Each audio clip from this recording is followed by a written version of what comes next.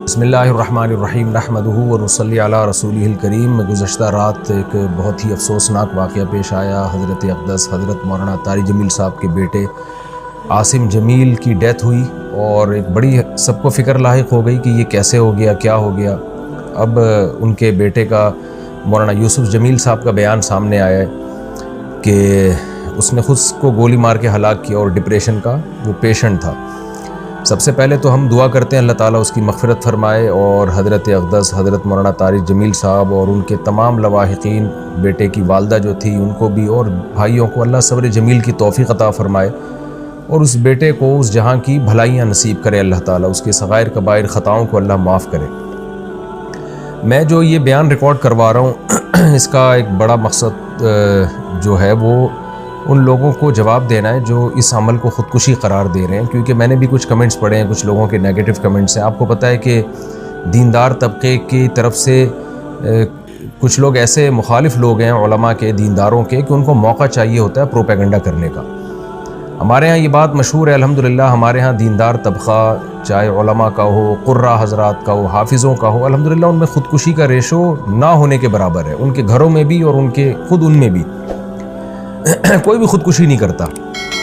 और ये बात बड़े फ़ख्र से बयान की जाती है कि कारी हज़रात की तनख़्वाहें देखें आप, आइम्मा किराम की तनख़्वाहें देखें, उनके मसाइल देखें, उसके बावजूद वो ख़ुदकुशी की तरफ नहीं जाते, इसलिए कि अल्लाह ने उनको सब्र दिया है।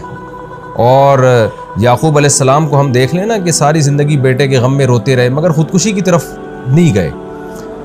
तो यहाँ बहुत से लोग ये सवाल उठा रहे हैं कि इतना दीनदार घराना और बेटे ने ख़ुदकुशी कर ली। इसका जवाब मौलाना यूसुफ जमील साहब की तरफ से अल्हम्दुलिल्लाह आ चुका है कि वो भाई डिप्रेशन का पेशेंट था, वो उसको इलेक्ट्रिक के झटके दिए जाते थे, मेडिसिन खाता था वो, और डॉक्टरों ने ये भी हिदायत की हुई थी कि इसके पास कोई ना कोई रहना चाहिए, कुछ भी कर सकता है। तो ये जवाब मैं समझता हूँ काफ़ी है उन लोगों का मुंह बंद करने के लिए जो इस अमल को ख़ुदकुशी करार दे रहे हैं। लेकिन आपको पता है जो फितना परस्त लोग होते हैं उनको बातें करनी है। बाज़ लोग ये भी तबसरा कर रहे हैं कि हर ख़ुदकुशी डिप्रेशन में ही होती है, टेंशन में ही होती है, खुशी में तो कोई भी ख़ुदकुशी नहीं करता।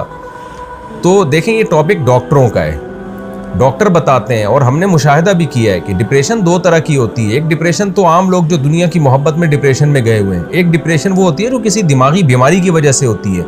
इसमें दीनदार लोग भी मुब्तला हो सकते हैं और इसका इलाज ये नहीं है कि उसको सब्र की तलकीन की जाए, इसका इलाज मेडिसिन होती है, दिमाग में कुछ केमिकल आगे पीछे हो जाते हैं। ऐसे बहुत सारे पेशेंट हमने अपनी ज़िंदगी में देखे हैं, बहुत अच्छे लोगों को जिन्होंने बड़ी बड़ी टेंशनें झीली हैं, बर्दाश्त की है, लेकिन वो बैठे बैठे डिप्रेशन में चले जाते हैं, मेडिसिन लेते हैं तो सेट हो जाते हैं। वो दिमाग के कुछ केमिकल हैं जो आगे पीछे हो जाते हैं, यही वजह है। और ये नई बीमारी नहीं है, सदियों पुरानी बीमारी है। यही वजह है कि उलमा किराम ने ये मसला तलाक़ के मसाइल में बयान किया और कत्ल क़िसास वग़ैरह के मसाइल में बयान किया कि इंसान पर कुछ कैफ़ियत ऐसी आ जाती है कि जिसमें वो अपने कौल व अमल का ज़िम्मेदार नहीं होता और उसके कौल व अमल पे उसको ना गुनाह मिलता है, ना उसको दुनिया में सज़ा मिलेगी, ना आखिरत में सज़ा मिलेगी। ये वो जब है जब इंसान की दिमागी सलाहियत काम करना छोड़ दे। तलाक़ आपको मालूम है कितना हसास मामला है, शदीद गुस्सा में भी अगर इंसान हो तो तलाक़ वाक़ हो जाती है। सलासुन जिद्दुहुन्ना जिद्दुन व हज़्लुहुन्ना जिद्दुन, इस हदीस की रोशनी में। लेकिन उलमा ने बयान किया कि अगर कोई डिप्रेशन का पेशेंट है और उसके पास क़राइन है और वो उसका दिमाग सही काम नहीं कर रहा, ऐसी सूरत में वो बीवी को 100 तलाक़ें भी दे देगा तो नहीं होंगी, इसलिए कि उसका दिमाग ही काम नहीं कर रहा है ऐसे मौके पे। तो जब तलाक़ जैसे मसले में हम उलमा किराम आज से सदियों पहले एक स्ट्रेस और डिप्रेशन का मरीज़ जिसका दिमाग काम करना छोड़ दे, उसके इस अमल को तलाक़ करार नहीं देते। वो ज़बान से कुफ्रिया कलिमात अगर ज़बान से निकालेगा तो वो काफिर नहीं होगा। हालांकि कुफ्र तो मजाक में भी अगर आप कुफ्रिया कलिमात ज़बान से निकालते हैं तो आप काफिर हो जाते हैं, लेकिन इतना बड़ा जुर्म भी माफ़ कर दिया अल्लाह ताला ने अगर उसका दिमाग काम नहीं कर रहा। तो ऐसे ही खूब समझ लें कि ऐसा डिप्रेशन का मरीज़ अगर किसी को कत्ल कर देता है या अपने आप को कत्ल कर देता है तो वो ना दुनिया में मुजरिम है, ना अल्लाह के यहाँ वो मुजरिम है। उसमें मलामत करना और किसी को बुरा भला कहना या कोई नेगेटिव बातें करना, ये जो बातें करने वाले लोग हैं वो मुजरिम हो जाएंगे। तो एक डिप्रेशन वो होती है जो दुनिया की मोहब्बत की वजह से, दुनिया की छोटी छोटी बातों को आप बहुत ज़्यादा बढ़ा लेते हैं, एक किसकी वजह से होती है, ये नापसंदीदा है, क्योंकि नेक लोग हमेशा सब्र करते हैं। लेकिन एक डिप्रेशन वो है जो आपको किसी दिमागी बीमारी की वजह से, तो ये बचपन से इसकी जो हमें तहकीकात से मालूम हुआ है कि ये जो हज़रत का जो बेटा है ये बचपन से ही किसी दिमागी बीमारी में मुब्तला था और इलाज भी हो रहा था। हज़रत जो ज़िम्मेदारियाँ एक बाप की होती हैं वो औलाद के लिए वो ज़िम्मेदारियाँ पूरी करने में लगे हुए थे, लेकिन ज़ाहिर है कुछ चीज़ें अल्लाह की तरफ से होती हैं, इंसान उसमें बेबस होता है।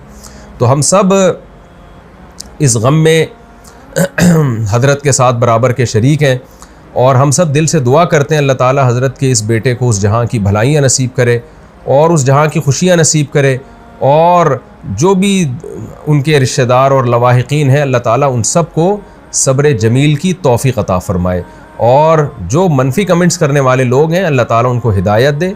और मैं फिर दोबारा अपनी बात को रिपीट करता हूँ कि इस अमल को ख़ुदकुशी करार देना ये किसी भी तरह से ये बात दुरुस्त नहीं है और ये एक इल्ज़ाम है, और जिस इस इल्ज़ाम का जवाब आपको क़यामत के दिन देना पड़ेगा।